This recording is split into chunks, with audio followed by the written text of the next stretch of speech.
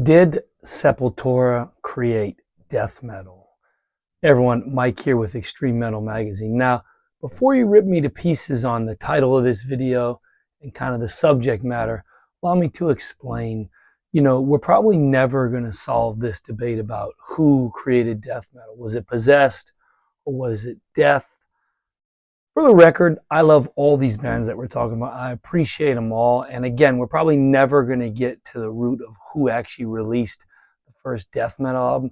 I guess I just wanted to make this video to, Sepultura is commercially successful. They sold about 20 million records globally. That's more than Possessed. That's more than Death. So they obviously get their recognition, but I don't really think they get their recognition as far as death metal goes.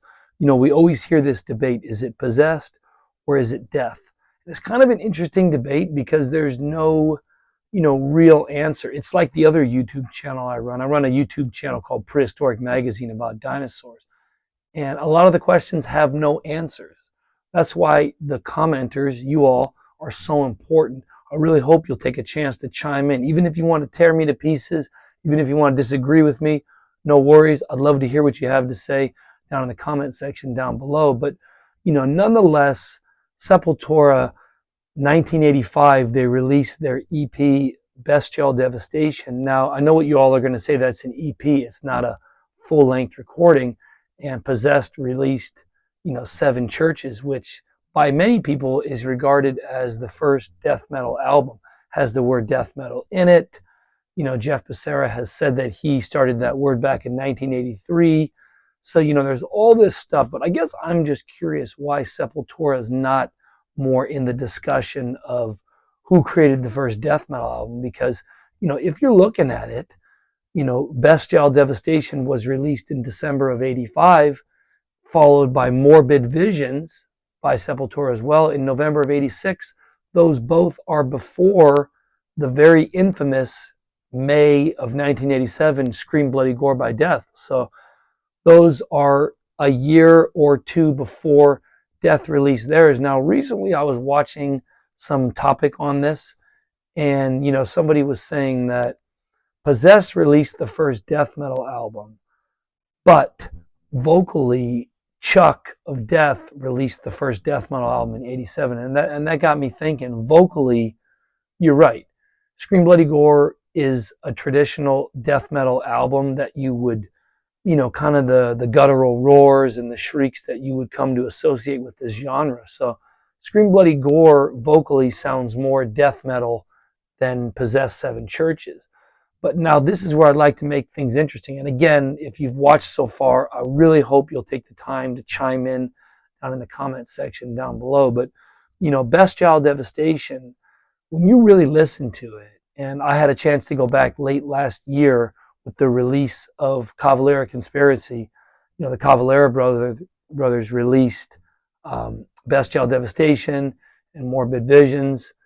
And I'm really looking forward to listening to Schizophrenia, the re-release, which I haven't really listened to much yet. But nonetheless, these re-releases made me go back and listen to the older stuff. And Bestial Devastation and Morbid Visions are very brutal. And I know a lot of people don't like them primarily just because of the production quality. But I like the production quality. It sounds like they were recorded in a cave, and it only adds to that dark, satanic atmosphere. And keep in mind that they're a metal band in South America in the mid-1980s. How cool is that? They didn't have financial resources. There's all sorts of stories. They had to borrow equipment from friends. Guitars were not tuned properly, but those albums stand up. And I really think they're phenomenal pieces in metal history. But again, this is a video about just getting this discussion going about, I believe that early Sepultura deserves more attention, and I believe they deserve to be in the discussion of who started that first death metal recording, because, Possessed 7 Churches came out only 1 month before Bestial Devastation came out. So, we're talking a matter of months. It's not that much. Now, again, 7 Churches is a full-length recording. Bestial Devastation is an EP. So I get where everyone's going to say, well, one's a full length, one's an EP. So I get that. But I guess I'm just curious why Sepultura, those early recordings are not mentioned more in that discussion of who created death metal.